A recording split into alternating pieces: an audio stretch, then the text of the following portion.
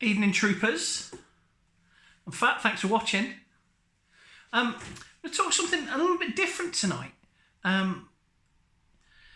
It's a personal thing and it's an opinion piece, but I don't think it's a particularly controversial opinion.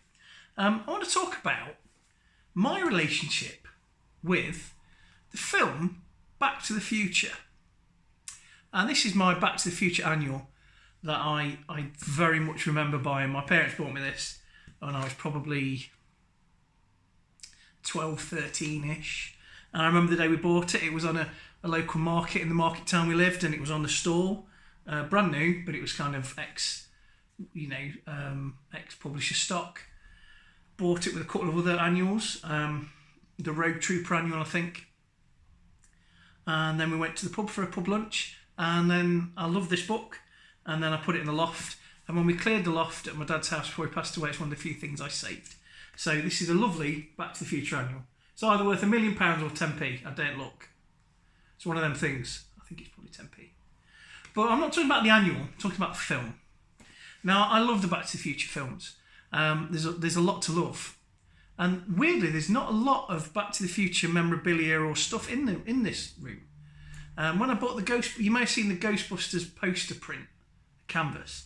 And when I bought that, I had the choice to buy that or the Back to the Future poster. You know, where it's like red. But in the end, I got the Ghostbusters one. And I think I probably made the right choice just because I like Ghostbusters and I've got a little Ghostbusters display there.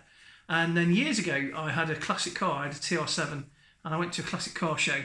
And it was a really lovely car, and everyone was looking at it with a really nice colour. And then DeLorean came and parked next to me. And I said to my wife, I might as well go home now. She says, why? I said, because I could set fire to my car. No one's going to look at that now. There's a DeLorean there. And then I remember me and some pals, we went to Towyn in Wales. And as we pulled into town, there's some guy driving around in DeLorean. So we followed him, as you do, screeched to a halt behind him, pulled out, 4 geeks, oh, you've got a DeLorean, so look. And we had a look at that. So that's nice. But the film Back to the Future, I love them, and they're brilliant. I remember watching them with an ex-girlfriend, and she'd never seen them or heard of them. But I don't know, she hadn't seen a lot. She liked Star Trek stuff, but she didn't know much about Back to the Future. And we enjoyed it, watched it together, and she says, there's 2 sequels. And she went, expect, as we know they normally are. She went, they're shit. I said, no, they're amazing. So we watched them as well. She's 50% right on Back to the Future 2. But we'll get on that anyway. I really like Back to the Future 3. But anyway, we'll get back to that. My point is about Back to the Future. The first thing I want to say is I love Morty. It's Marty. For you kids who only know like Rick and Morty, that's Morty, that's Rick. No, for Marty, I love Marty because he's got absolutely zero character arc, has he? He's a complete well-meaning dim bulb at the start of Back to the Future 1, and he's a complete well-meaning dim bulb at the end of Back to the Future 3. And there's no arc at all. The arc is Doc Brown. Doc Brown becoming through his friendship with Marty, becoming a rounded, sane, stable human who can interact and have a family and a future. Whereas before he was just a nutbar with a garage full of scrap. So that's the redemption arc in that. It's Doc Brown's the interesting character. Marty he's thick as mince. He learns nothing apart from not to lose his mind when someone calls him a coward. And at the end of it, he's back to square one, but he's got a truck. That's Marty's character arc. Well-meaning dim bulb with a truck. But behind Back to the Future is the film for me that broke the bubble for Hollywood. And it looked behind the wizard's curtain at Oz for me. Because I was always interested in films even when I was little, and I remember very clearly having virtually a stand-up row with a primary school teacher who was in love with the film Oliver. And she was basically trying to say to us that this little boy that was the same age as us was all acting in a film, and he was singing. And I knew he was, and I said to her, he's not singing at that point. I knew, even though I was like 8. I knew that they didn't sing on the set. That was added on after. He might be singing there, but he wouldn't be what they used in the film. It was what I now know be Foleyed in or sound cut in later. Doubly I was right, because it wasn't even that kid singing, it was some woman, I think. So, ha ha, Mrs. Cornell. But he's dead now as well, because you're like 50 then. That was 30 years ago, 35 years ago. So, ha ha, I was right. So, Back to the Future was the film, like I said, that popped that bubble for me and gave me even more of an understanding of behind the film. And the first thing I want to talk about is how Hollywood actors think. Because you can remember in Back to the Future 1, Michael J. Fox, first of all, Michael J. Fox was thrashing himself to do it. He was still making Family Ties, was it, during the day? And he was flying out and filming Back to the Future at night.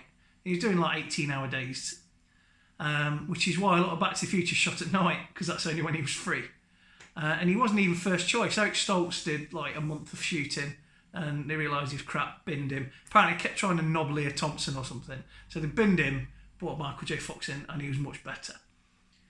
But I remember, but my point is, there's an interview with Michael J. Fox after the film, and they said, oh, you've done all these, you've done skateboarding, you've done guitar, and then you learned horse riding for Back to the Future 3, and all that. So do you still do all that? And he went, no. It was just a film. I had to learn a skill. I learned a skill. I learned as much of the skill. This is not exactly what he said. I'm paraphrasing. I learned as much of the skill as I needed for those scenes. And then now I've finished the film, I'm going to put those skills away. And then I'll go on to my next job, where probably, I think he was a werewolf playing basketball. I don't know. Can't remember his entire filmography. And then I'll learn some new skills, and then I'll do them, and then they'll go as well. And I thought, oh my God, that's cold. That's really cold. And it sounds cold today, but I think that's what it is. When Keanu Reeves is on that shot of Keanu Reeves on the range, like, all that, he's not like going into being an Olympic shooter or a competition shooter after John Wick finishes. He's going to go back to having the worst life of any celebrity ever had. Too soon, but no, you know what I mean, though. And then the other thing that sort of popped the bubble for Back to the Future is the fact that, the guy that plays Biff Tannen, he's a stand-up comedian, he's got a song, and it's basically, look, we're not mates. Don't stop asking me about Michael J. Fox. What's Michael J. Fox nice? He's nice. What's Michael J. Fox like? He's nice. That's his song, and he go, how's Crispin Glover? Never see him. Look for it. It's really good. But we don't expect every film where they're all to be mates, right? But Back to the Future, it felt like they were all. There was. Let me put it another way. You got a lot of very young, very talented, very hungry actors. Of like Michael J. Fox, Leah Thompson, I can't remember his name, which is terrible. The dude that played Biff Tannen, Billy Zane was in it, I think, in the first, or was he in the second? Yeah, I think he was. Anyway, there was a lot of really talented actors, and it was a big gig because it was a Spielberg produced gig, and Zemeckis was directing. It was a big deal. It was the movie of the year, and everyone knew it was going to be the biggest movie of the year. So everyone was 100% top of their game. And you got Christopher Lloyd, who was a well-respected actor.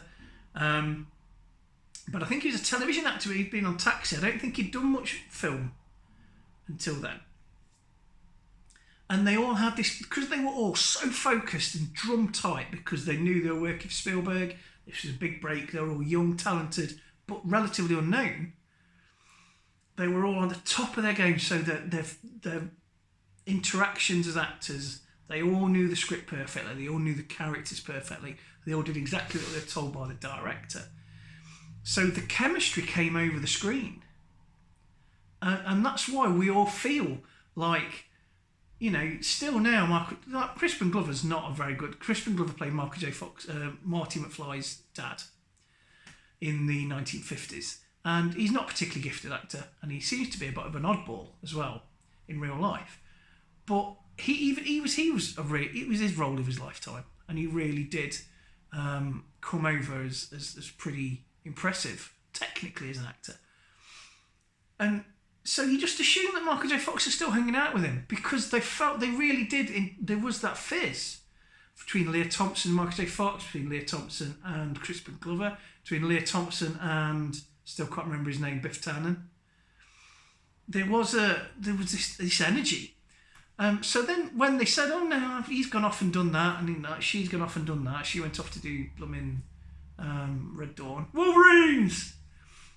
So when we found out that that's why people always go up to him and say, oh, you're still pals with everyone, because we want it to be a big family because of the energy coming off the screen.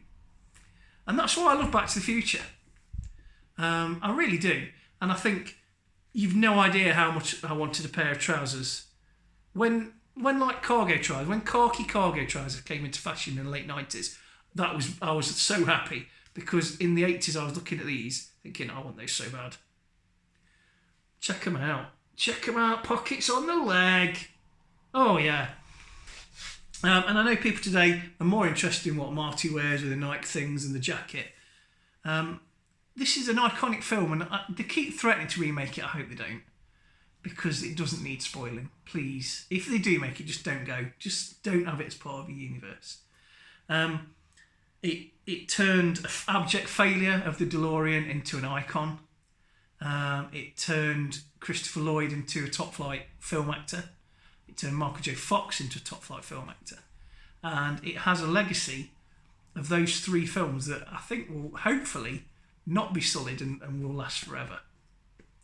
And that's my thinking of Back to the Future. I hope you like that film too. I hope you're all seething with jealousy for my Back to the Future annual. That includes Back to the Future 2 and 3. And if you enjoyed this video, please hit subscribe, like, share it, hit the bell, do all those things that YouTubers tell you to do. I know that Boogie298, who I sort of model myself on a little bit, he's losing subscribers like really badly. So if they all want to come to me, that'd be super. I ain't got no Patreon. I ain't got no adverts. I ain't got no Kickstarter. This is just me talking to the camera, being your mate. If you enjoy Back to the Future, you comment on Back to the Future, please make a comment below. Share this video to your pals. Sorry it's a long one, but I hope it's been a bit interesting. Right, I'll catch you all later. Thanks for watching. Bye!